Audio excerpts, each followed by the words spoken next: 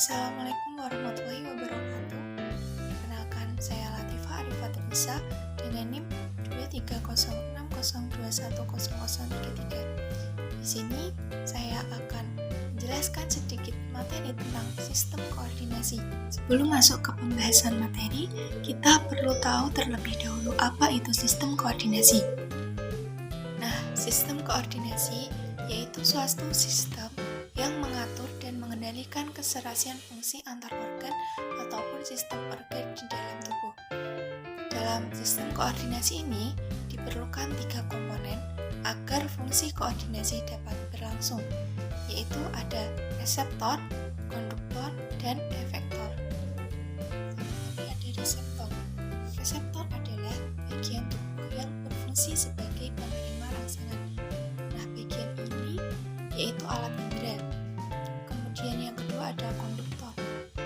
Konduktor adalah bagian tubuh yang berfungsi sebagai penghantar rangsangan. Nah, bagian ini adalah sel-sel saraf atau neuron. Yang ketiga yaitu efektor. Efektor adalah bagian tubuh yang menanggapi rangsangan. Dalam sistem koordinasi itu ada 3 macam, yaitu sistem saraf, kemudian ada sistem hormon, dan sistem indera. Koordinasi yang pertama yaitu ada sistem saraf. Sistem saraf merupakan pusat kontrol tubuh, pengaturan, dan jaringan komunikasi. Sistem saraf mengarahkan fungsi organ dan sistem tubuh. Nah, sistem saraf ini merupakan semua aktivitas mental meliputi pemikiran, pembelajaran, dan memori. Melalui reseptornya, sistem saraf membuat kita berhubungan dengan lingkungan, baik secara eksternal maupun internal. Dapat dilihat pada gambar struktur sistem saraf. Nah, pada sistem saraf ini terdapat badan sel yang mengandung inti tunggal. Nah, inti ini merupakan pusat kontrol sel. Badan sel berfungsi untuk menerima rangsangan dari dendrit dan meneruskannya ke akson. Yang kedua ada dendrit. Dendrit berfungsi membawa rangsangan ke badan sel. Yang ketiga ada neurit atau akson. Sebuah neuron yang memiliki satu akson berfungsi untuk membawa rangsangan dari badan sel ke sel saraf lain. Yang selanjutnya ada sinapsis. Sinapsis ini berfungsi meneruskan rangsangan dari satu sel saraf ke sel saraf yang lain.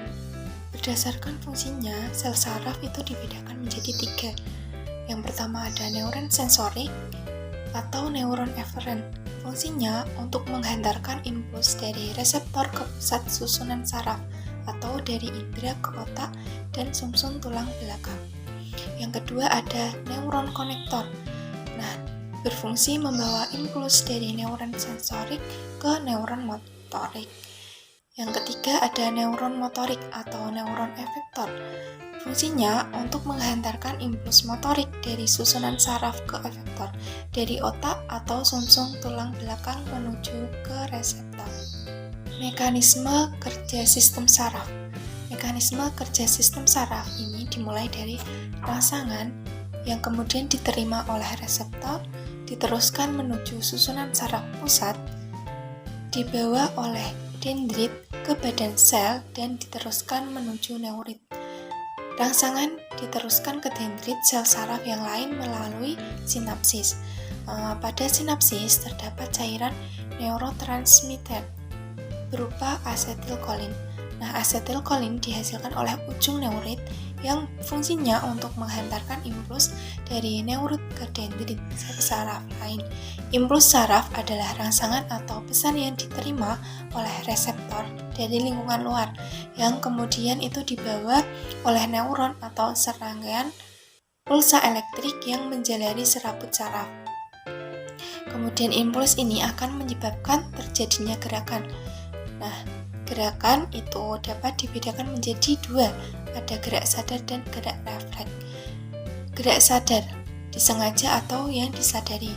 Mekanismenya impuls, reseptor, indera, saraf sensoris, otak, saraf motorik, dan efektor. Kemudian ada gerak refleks, tidak disengaja atau tidak disadari. Mekanismenya impuls, reseptor, saraf sensoris, sumsum tulang belakang, kemudian ke saraf motorik, dan lanjut ke otot. Sistem saraf merupakan jutaan sel-sel saraf yang bergabung membentuk suatu sistem. Nah, sistem saraf manusia itu terdiri dari susunan saraf pusat yang terdiri dari otak dan sumsum tulang belakang, dan susunan saraf tepi yang terdiri dari sistem saraf sadar dan sistem saraf tidak sadar. Yang pertama, sistem saraf pusat. Sistem saraf pusat tadi terdiri dari otak dan sumsum tulang belakang. Nah, yang pertama otak. Dapat dilihat pada gambar bagian-bagian otak. Nah, otak manusia itu terbagi menjadi 3 bagian. Yang pertama ada otak besar atau cerebrum yang berfungsi sebagai pusat kegiatan-kegiatan yang disadari seperti berpikir, mengingat, berbicara, melihat, mendengar, dan bergerak. Yang kedua ada otak tengah atau cerebellum. Terdapat kumpulan badan sel saraf atau ganglion yang fungsinya untuk mengontrol gerakan dan kedudukan tubuh. Yang ketiga ada batang otak atau brainstem yang fungsinya sebagai stasiun pemancar yang menghubungkan otak besar ke saraf tulang belakang serta mengirimkan dan menerima pesan antara berbagai bagian tubuh dalam otak. Batang otak tersebut terdiri dari 3 struktur utama, yakni ada otak tengah, pons, dan medula oblongata. Nah, sistem saraf pusat yang selanjutnya yaitu ada sumsum tulang belakang. Bagian-bagiannya dapat dilihat pada gambar. Nah, fungsi dari sumsum tulang belakang itu sendiri yaitu yang pertama sebagai penghubung antara susunan saraf tepi dan otak. Yang kedua, menghantarkan impuls dari dan ke otak. Dan yang ketiga, mengatur gerak refleks tubuh. Sistem saraf yang kedua yaitu ada sistem saraf tepi.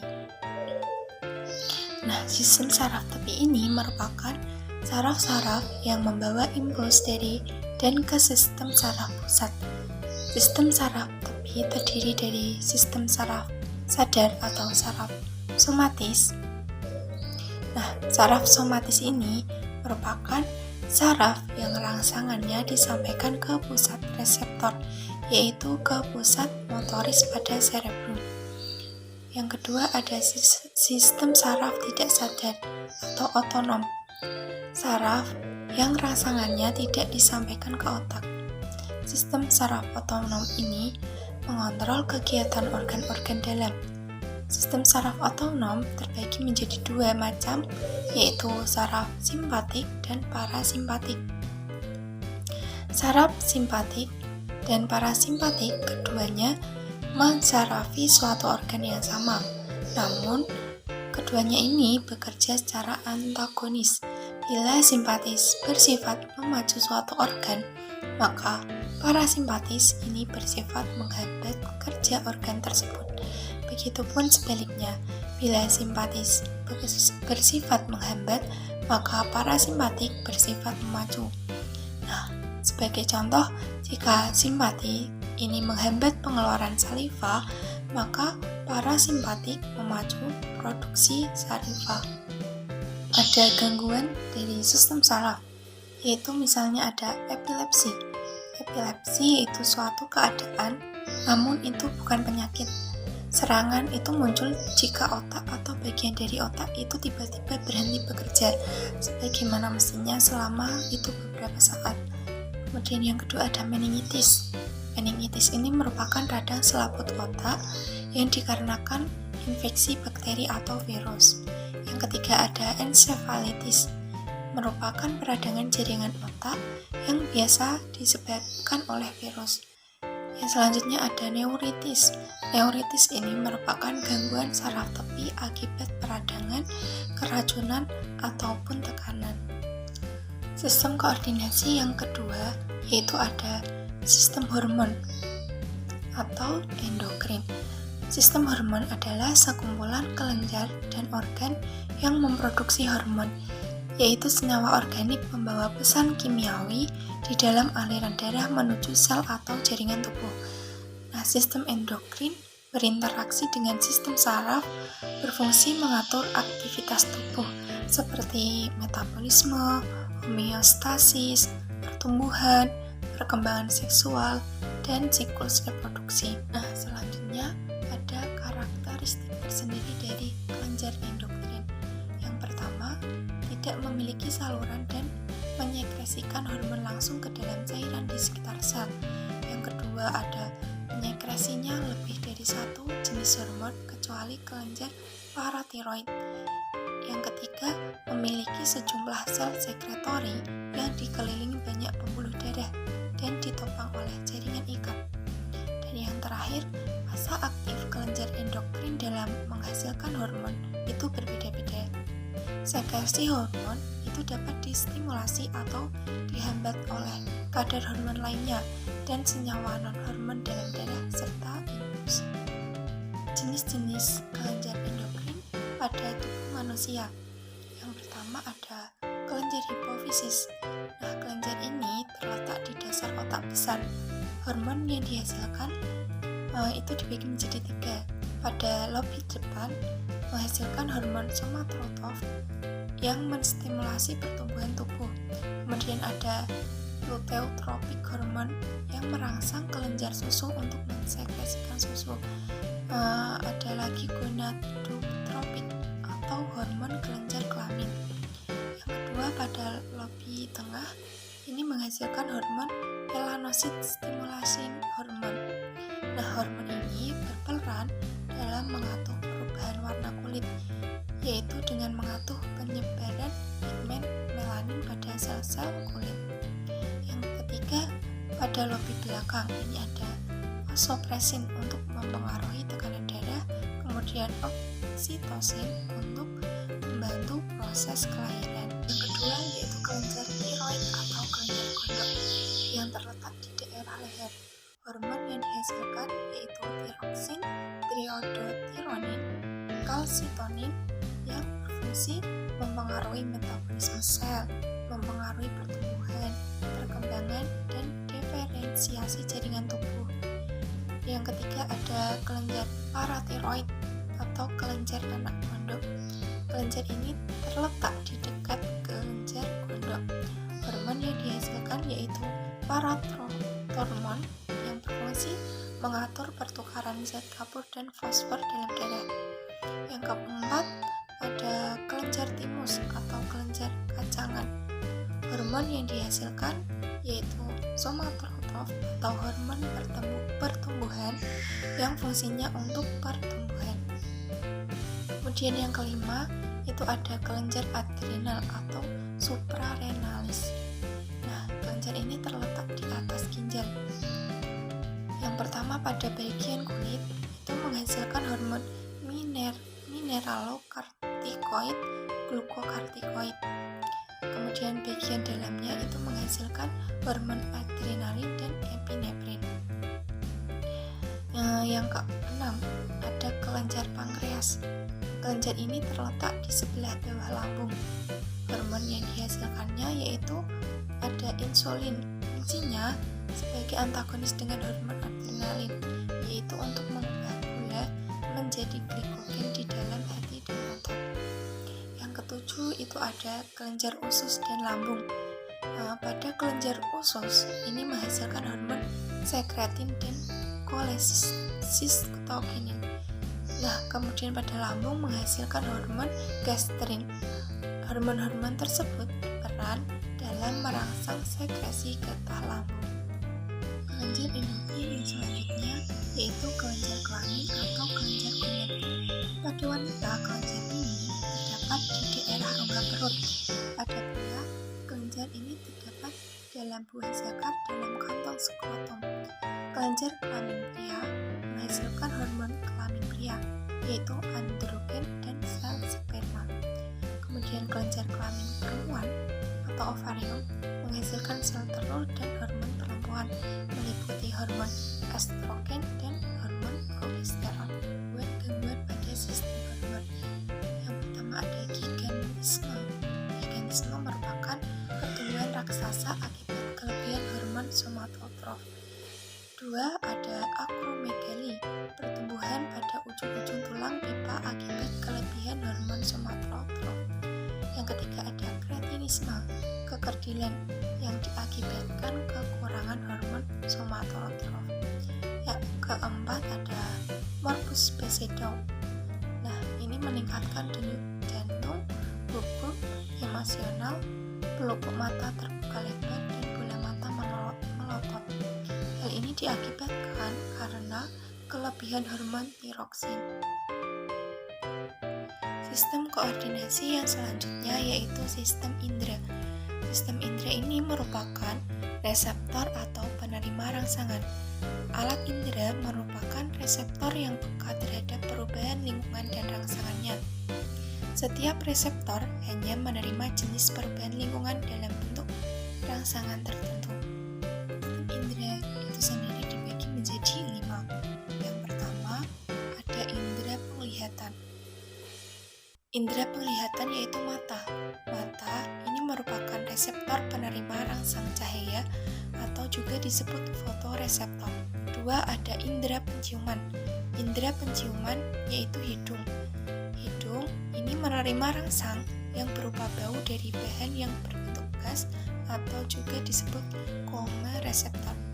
Reseptor hidung adalah saraf olfaktori yang terletak pada langit-langit rongga hidung, yang mana saraf tersebut terpeka terhadap molekul bau. Yang ketiga ada indera perasa yaitu lidah. Lidah merupakan reseptor penerima rangsang zat terlarut dan disebut dengan komereseptor. Lidah memiliki komereseptor pada papila atau tonjolan-tonjolan kecil di permukaannya. Papila pengecap pada lidah itu dibedakan menjadi 3 jenis. Yang pertama ada papila filiformis, 2 papila circumvallata, dan yang ketiga papila fungiformis. Indera yang keempat yaitu ada indera peraba. Indera peraba yaitu kulit.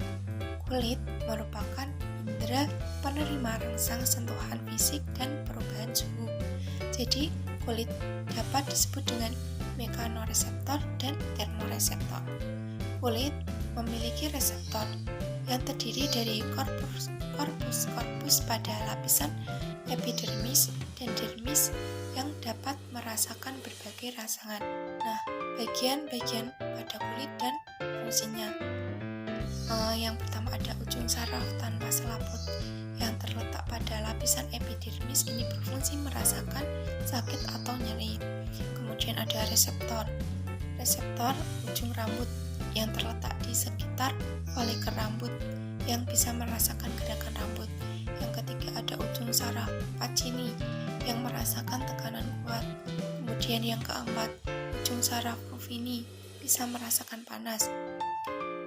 Yang kelima ujung saraf Krause yang bisa merasakan dingin. Kemudian yang keenam ujung saraf Meissner yang bisa merasakan sentuhan. Yang ketujuh ada diskus Merkel. Ini terletak pada lapisan epidermis yang bisa merasakan sentuhan, tekanan ringan ataupun sakit. Indera yang kelima ada indera pendengaran. Indera pendengaran yaitu telinga. Telinga merupakan reseptor penerima rangsang suara atau disebut juga dengan audioreseptor. Reseptor telinga untuk pendengaran adalah organ korti pada koklea dan untuk keseimbangan adalah atolit. Selanjutnya ada gangguan-gangguan pada sistem indera. Yang pertama ada miopi atau rabun dekat, yaitu cacat mata karena lensa mata terlalu cekung dan bola mata terlalu panjang. Nah, hal ini dapat dibantu dengan lensa cekung. Yang kedua kemudian ada hiposmia, yaitu indera penciuman yang kurang mampu mencium bau. Yang ketiga ada dysgeusia, yaitu suatu kondisi di mana lidah itu merasakan atau mengecap rasanya itu tidak enak, seperti busuk, tengi, asin, dan lain sebagainya. Yang keempat ada jerawat, disebabkan karena peradangan kelenjar sebase pada